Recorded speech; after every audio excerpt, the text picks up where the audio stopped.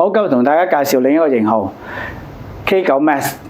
呢個設計咧有咩特色咧？就係佢個外形比較流線型，係一個圓弧形嘅設計。另外包框咧就係一個古銅色嘅金屬邊框，佢嘅厚度咧只有44個 mm。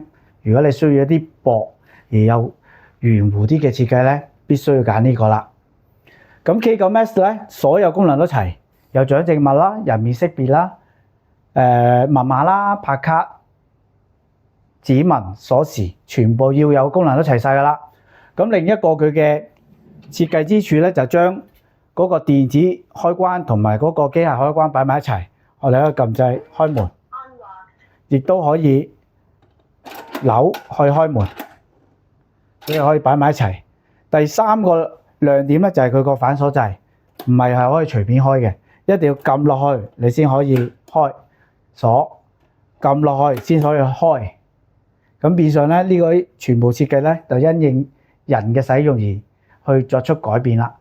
如果大家對 K9 Max 有興趣嘅，記得揾我哋啦。